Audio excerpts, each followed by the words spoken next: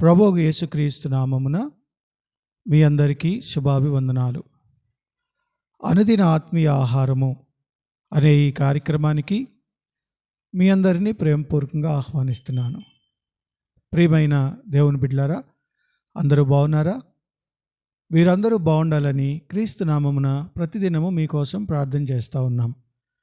గమనించండి, మనము దేవుని వాక్యాన్ని చదివేటప్పుడు చాలా విషయాలు మనకు అర్థమవుతాయి. అంతేకాదు, బైబిల్లో చదివిన దాన్ని చదివినట్లుగా మనము గనక అవలంబించడానికి ప్రయత్నం చేస్తే దేవుడు మనల్ని ఉన్నతమైన స్థితిలోనికి తీసుకొని వెళతాడు. సామెతలు 24:5-6 చదువుతున్నాను, చూడండి. జ్ఞానము గలవాడు బలవంతుడుగా నుండును, తెలివి గలవాడు శక్తిమంతుడిగా నుండును. వివేకము గల నాయకులై యుద్ధము చేయుము, ఆలోచన చెప్పువారు అనేకులుండుట రక్షణకరము. ప్రియమైన దేవుని బిడ్డలారా, ఈ వాక్యం చాలా స్పష్టంగా మనతో మాట్లాడుతూ ఉంది. చాలామంది విద్యార్థులు నేను వెనకబడుతున్నాను, నాకు జ్ఞానం లేదు, నేను చదవలేకపోతా ఉన్నాను అని చెప్పి బాధపడుతూ ఉంటారు. కానీ ఈ బైబిల్లో సామెతల గ్రంథంలో చాలా విషయాలు మనం ఎలా ఉండాలో, ఎలా ఉండకూడదో, దేవుని సన్నిధిలో ఎలా మెలగాలో అన్ని విషయాలు మనకు తెలియజేస్తాడు. గమనించండి, నేను 10th క్లాస్లో ఉన్నప్పుడు చదువులో చాలా వెనకబడి ఉండేవాడిని. ఒకసారి మ్యాథమెటిక్స్ క్లాస్లో +5 -2 అని అడిగితే నేను చెప్పలేకపోయా. మా మ్యాథమెటిక్స్ సార్ నన్ను తీసుకొని పైకి లేపి నా కాలర్ పట్టుకొని కర్ర తీసుకొని కొట్టుకుంటూ 6వ తరగతిలో కూర్చోబెట్టాడు.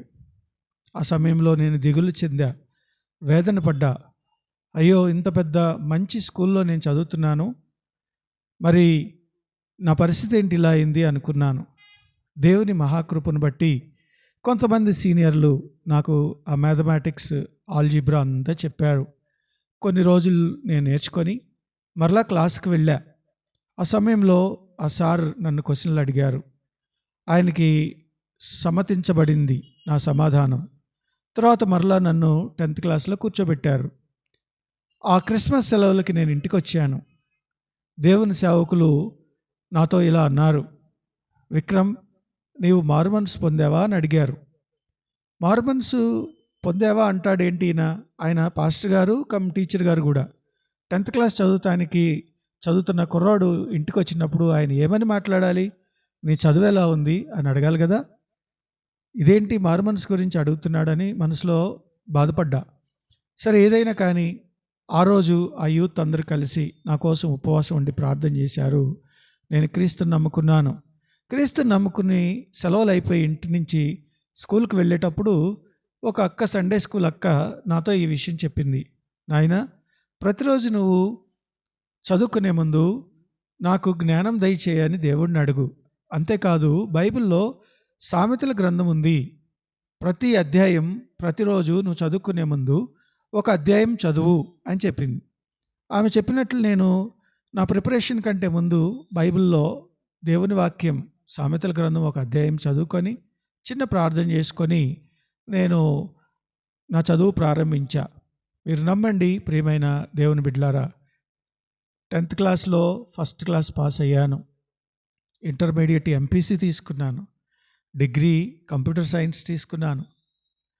తర్వాత ఆలోచిస్తే 4 పీజీలు చేశాను, 2 PhDలు చేశాను. ప్రొఫెసర్గా, ప్రిన్సిపల్గా, దేవుని సేవకుడిగా నేను ఎదిగాను. ఇదంతా ఎలా వచ్చింది అని అంటే దేవుడిచ్చినటువంటి జ్ఞానం. నా సొంత జ్ఞానంతో అయితే 10వ తరగతి నుండి 6వ తరగతిలో కూర్చోబడ్డా. దేవుని జ్ఞానం పడిపోయిన నన్ను, అందరి చేత వెలివేయబడిన నేను ఈరోజు చదువులో ఉన్నత స్థితిలోనికి వచ్చాను. ఒక ప్రముఖ విశ్వవిద్యాలయంలో ఆర్టిఫిషియల్ ఇంటెలిజెన్స్ మీద ప్రొఫెసర్గా పనిచేస్తూ ఉన్నాను. ఎంత గొప్ప దేవుడో కదా. అందుకనే దేవుడు చాలా స్పష్టంగా మనతో మాట్లాడుతూ ఉన్నాడు. మీలో ఎవరికైనా జ్ఞానము కొదువుగా ఉన్న ఎడల మీ వెండిని బంగారమును అమ్మి జ్ఞానాన్ని కొనుక్కోండి అని చెప్తున్నాడు. అంతేకాదు అన్నిటికీ అనుకూలమైనటువంటి సమస్త జ్ఞానానికి మూలం మన బైబిల్, మన దేవుడు. ఇంకొక మాట ఇక్కడ ఉంది, 24 వచనంలో నేను చదువుతున్నాను, గమనించండి. ఆలోచన చెప్పువారు అనేకులుండుట రక్షణకరం. మనకేదైనా సమస్య వచ్చినప్పుడు మనం పెద్దలతో చర్చించాలి. సంఘంలో పెద్దలనేమి, ఇంట్లో పెద్దలనేమి, సమాజంలో పెద్దలనేమి, అయ్యా ఈ సమస్య వచ్చింది, నేను ఏం చేస్తే బాగుంటుంది, ఈ సమస్యలో నుంచి నేను ఎలా బయటికి రావాలి అని పెద్దలను అడగాలి. చాలాసార్లు ప్రార్థించే తల్లులు ఉంటారు, వారికి చెప్పాలి, అమ్మా నా సమస్య ఇది, నా కోసం ప్రార్థన చేయండి అని చెప్పండి. ఖచ్చితంగా వారు మీకోసం ప్రార్థన చేస్తారు, మంచి సలహాలు ఇస్తారు. అంతేగాని మీకంటే తక్కువగా ఉన్నవారు, లేకపోతే చదువులో వెనకబడిన వారు, లేకపోతే ఉపశమనానికి మీ ఫ్రెండ్స్తో మీరు కలిసి టైం వేస్ట్ చేసుకుంటే మీరు చదువులో వెనకబడటమే కాదు, జ్ఞానంలో వెనకబడటమే కాదు, దేవుని రాజ్యంలో కూడా వెనకబడతారు. ప్రియమైన దేవుని బిడ్డలారా, గమనించండి, ఈ వాక్యం మీకు సెలవిస్తూ ఉంది, దేవుడు అనంత జ్ఞాని. నీకు ఎప్పుడు ఏది కావాలో, ఎలా ఉండాలో, ఎలా చేయాలో, ఏమి చేయాలో, ఏమి చేయకూడదో ఆయన చిత్తం ద్వారా ఆయన నీతో మాట్లాడతాడు. ఆయన నీతో మాట్లాడాలి అనంటే నీవు దేవునితో మాట్లాడాలి. దేవుని వాక్యం నిరంతరం చదవాలి, ధ్యానించాలి. అంతేకాదు, నువ్వు పనిచేసే చోట నమ్మకంగా ఉండాలి, తెలివిగా ఉండాలి, వివేకంగా ఉండాలి. దేవుడు సెలవిస్తూ ఉన్నాడు. అటువంటి గొప్ప కృప దేవుడు మనకు దయచేయునుగాక. ఆమేన్. తలలు వంచండి, ప్రార్థన చేద్దాం. పరిశుద్ధుడా, ప్రేమ కలిగిన తండ్రి, గొప్ప దేవా, నీ పాదాలకు వందనాలు. జీవం కలిగిన దేవా, ఈ వాక్యం వింటున్న నీ బిడ్డలందరితో మీరు తోడుగా ఉండండి. వారు ఏ పనిలో ఉన్నా, చదువులో ఉన్నా, ఉద్యోగంలో ఉన్నా, తెలివితో, జ్ఞానంతో నీ బిడ్డలైనటువంటి వారు ఉన్నతమైన స్థితిలో ఉండటానికి సహాయం చేయండి. పరీక్షల సమయం వచ్చేసింది ప్రభా. ప్రిపేర్ అవుతున్నటువంటి బిడ్డలు అనేక మంది ఉన్నారు. వారి పరీక్షల్లో జ్ఞానం దయచేయండి, నీ కృప దయచేయండి. జీవం కలిగిన దేవా, సర్వోన్నతుడా, నీ సన్నిధిలో పెడతా ఉన్నాం, నీ కృప దయచేయండి. అన్ని విషయాల్లో నీకే స్తుతి, ఘనత, మహిమ చెల్లిస్తూ యేసయ్య పరిశుద్ధ నామమున ప్రార్థన చేసి వేడుకొంచున్నాం తండ్రి, ఆమేన్. ఇప్పుడు మన తండ్రి అయిన దేవుని ప్రేమ, కుమారుని యొక్క పరిశుద్ధాత్మ సహవాసము, పరిశుద్ధాత్మ తోడు మనందరితో నిత్యము తోడుగా ఉండి నడిపించి కాపాడి ఆశీర్వదించును గాక. ఆమేన్. ప్రియమైన దేవుని బిడ్డలారా, ఈ వాక్యం మీకు నచ్చినట్లయితే అనుదిన ఆత్మీయ ఆహారము అనే ఈ మా ఛానల్ను సబ్స్క్రైబ్ చేయండి, మీ ఫ్రెండ్స్ అందరికీ షేర్ చేయండి. అంతేకాదు, ఈ క్రింద చూపించినటువంటి ఫోన్ నంబర్కు మీ ప్రార్థన అవసరతలు తెలియచేయండి. ఖచ్చితంగా మీకోసం మేము ప్రార్థన చేస్తాం. అంతేకాదు, ఎవరైతే పరీక్షల కోసం ప్రిపేర్ అవుతూ ఉన్నారో, మీకేదైనా సమస్య ఉంటే నాకు దయచేసి కాల్ చేయండి.